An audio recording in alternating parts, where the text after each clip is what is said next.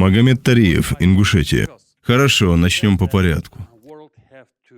Вы сказали, что мир должен еще раз попытаться интегрировать Россию в западное общество, не так ли?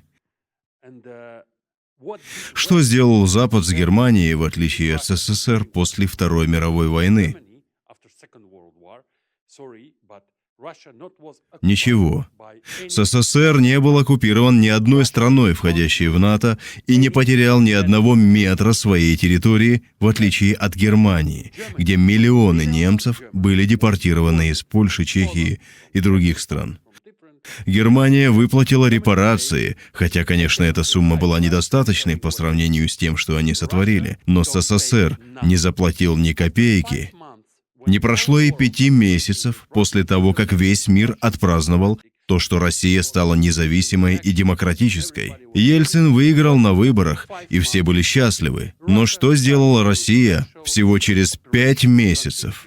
Россия начала специальную секретную операцию в Приднестровье и оккупировала этот регион. Всего 5 месяцев, повторюсь. Всего через 5 месяцев Россия начала операцию в Абхазии, а господин Шойгу был ответственным за логистику всей, так сказать, абхазской армии, а также в Северной Осетии в 1992 году.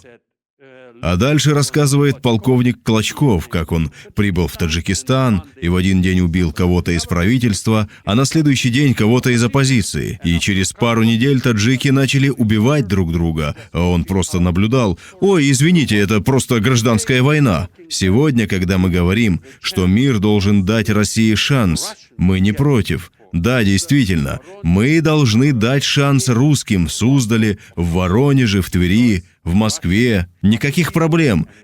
Это их выбор. Выбор русских людей и всего мира. Но, извините, это не наш выбор. Мы, ингуши, как и другие нации, более 180 наций должны быть освобождены из этой тюрьмы.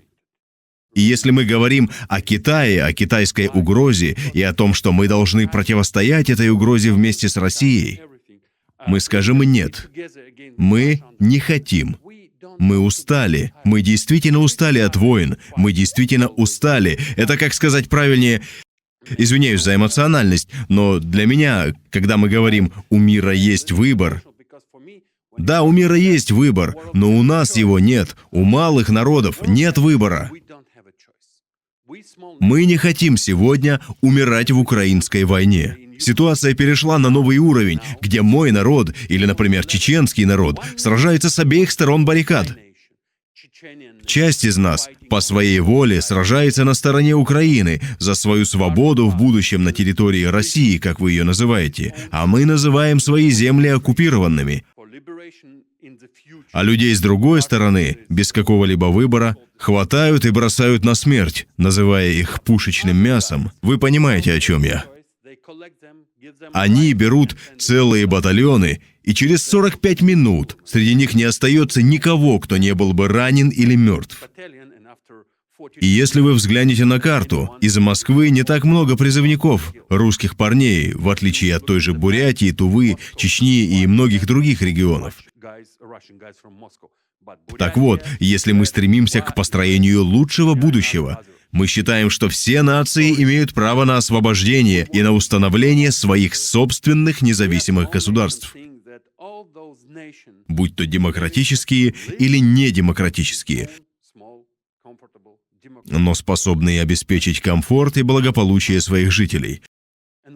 В том числе и русские должны иметь свою русскую республику. И поверьте мне на слово, я не думаю, что Китай будет большей угрозой, чем Россия. Просто скажите мне, когда Китай напал на кого-либо после Тибета. Например, Китай пытался сделать что-то во Вьетнаме, но мы все помним, чем это закончилось. Как вьетнамская армия, в общем...